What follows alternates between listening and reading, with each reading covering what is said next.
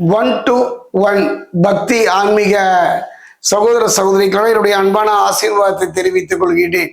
1-to-1 பக்தி இதுல பாத்தீங்கன்னா ஜோதிடம் சார்ந்த எத்தனையோ விஷயங்களை இறையர்களாலும் குருவர்களாலும் சொல்லி வந்தாலும் கூட இந்த கிரகங்களுடைய பயிற்சி இப்ப பாத்தீங்கன்னா குரு பயிற்சி, சனி பயிற்சி, ராகுகேது பயிற்சி, இந்த 3 பயிற்சிகள் இப்ப இந்த ராகுகேது பயிற்சி மட்டும் இந்த வருடத்துடைய இறுதியில நாம் சந்திக்க போகின்றோம். மற்ற பயிற்சி நம்முடைய வாழ்வில் கர்மாவுக்கு ஏற்ற பலனை தந்து கொண்டிருக்கின்றது.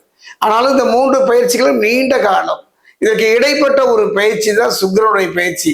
களத்திரகாரகன் என்று சொல்லக்கூடிய சுக்கிரன் அற்புதமான ஆற்றலை தரக்கூடியவன், குருவுக்கு இணையானவன் என்று சொல்வதை விட குருவை விட ஒரு பங்கு சிறப்பான பலனை தரக்கூடியவன். அப்படிப்பட்ட இந்த சுக்கிரனுடைய பயிற்சி இந்த காலகட்டம், சுக்கிரனுடைய பயிற்சி இந்த காலகட்டத்துல எவ்வாறு இருக்கும் என்பதை பார்க்க போகிறோம்.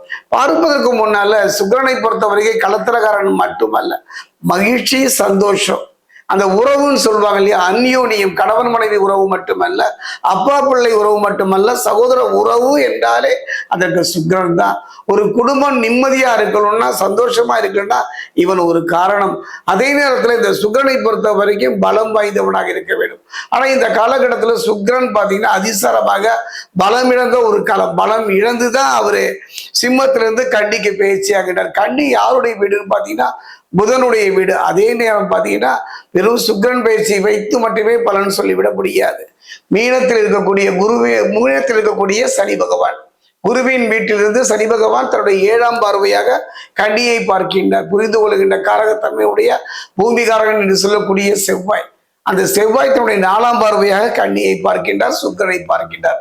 இது எத்தகைய மாற்றத்தை சிம்மத்துக்கு தரும் என்பதை இப்ப நம்ம பார்க்கலாம்.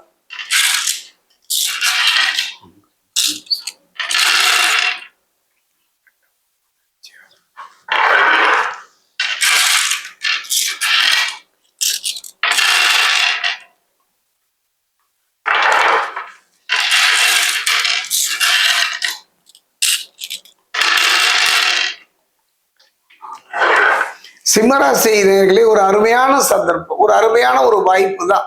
பொன் வைக்கும் இடத்துல பூ வைக்கிற மாதிரி ஒரு நல்ல சந்தர்ப்பம்.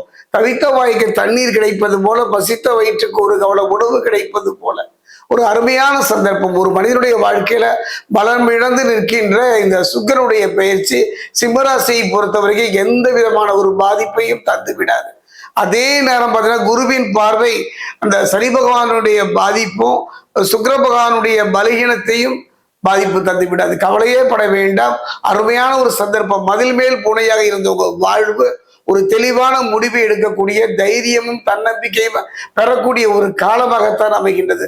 அதே நேரம் நல்ல தசா புக்தியும் இறையர்களும் குருவர்களும் சேருமானால், குறிப்பா சொல்ல போனா இந்த நீச பங்க ராஜயோகம் என்று ஒரு யோகம் அமையுமானால் சிம்மராசியை போல அற்புதமான ஒரு யோக பலனை தரக்கூடிய ஒரு நிலை இருக்காது. குறிப்பா சொல்ல போனோம்னா இந்த காலகட்டம், இந்த 31 நாட்கள் சிம்மராசியை பொறுத்த வரைக்கும் தொழில வாழ்க்கையில நல்ல ஒரு முன்னேற்றத்தை சந்திக்கலாம்.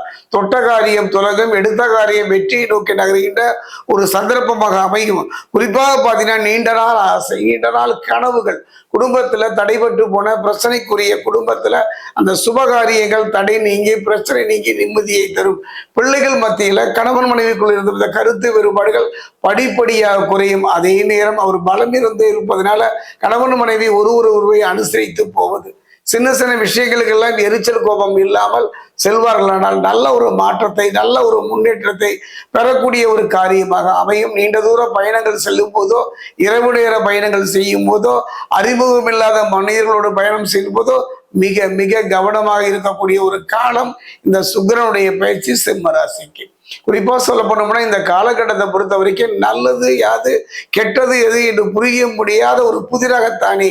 கவலைப்படாதீர்கள். புரிந்து கொள்வதற்கான காரணகர்த்தா யான்னு பாத்தீங்கன்னா சுக்கிரன். அரசு துறையில் இதுவரைக்கும் எந்த ஆதாயமும் பெற முடியாமல் போராடிய உங்க வாழ்க்கைக்கு செவ்வாயின் பார்வை நல்ல மாற்றத்தை தரும். குறிப்பா பாத்தீங்கன்னா நீதித்துறை, தீயணைப்பு துறை போன்ற அரசு துறையில ஒரு ஆதாயம் பெறுவதற்கோ, அங்க ஒரு நல்ல வேலை கிடைப்பதற்கோ முயற்சிப்பதற்கு ஒரு அருமையான காலகட்டம் இந்த காலகட்டம். சிலர் எல்லாம் வாங்கிய கடனை அடைக்க முடியாமல் தலைமறைவு வாழ்க்கை வாழ்கின்ற ஒரு சூழ்நிலை, அந்த நிலை மாறுகின்ற ஒரு காலமும் இந்த காலகட்டம். சிம்மராசியை பொறுத்த வரைக்கும் 3 பலமும் இழந்து தவிக்கின்ற ஒரு காலம் இந்த காலகட்டம். அப்படிப்பட்ட ஒரு சூழ்நிலையில இந்த காலகட்டத்தை பொறுத்த வரைக்கும் ஒரே ஒருவர் தாங்க. பலம் இழந்த சுக்கிரனுக்கு பலம் தரக்கூடிய செவ்வாய். அப்படிப்பட்ட சூழ்நிலையில ஒரு நல்ல மாற்றம், ஒரு நல்ல முன்னேற்றம் பெறக்கூடிய அருமையான சந்தர்ப்பம். கருத்து வேறுபாடுகள் முதலாளி தொழிலாளி மட்டுமல்ல, கணவன் மனைவிக்கு மட்டுமல்ல, பிள்ளைகளால் ஏற்படக்கூடிய கருத்து வேறுபாடுகள் வந்து போவதனால கவனமாக இருங்கள். அதே போல குருவின் பார்வை சனியின் பாதிப்பையும், அதே நேரத்தில் அந்த குருவினுடைய பார்வை, தேவகுருவினுடைய பார்வை அசுரகுருவினுடைய பலகீனத்தை மாற்றுகின்ற ஒரு நல்ல சந்தர்ப்பம்.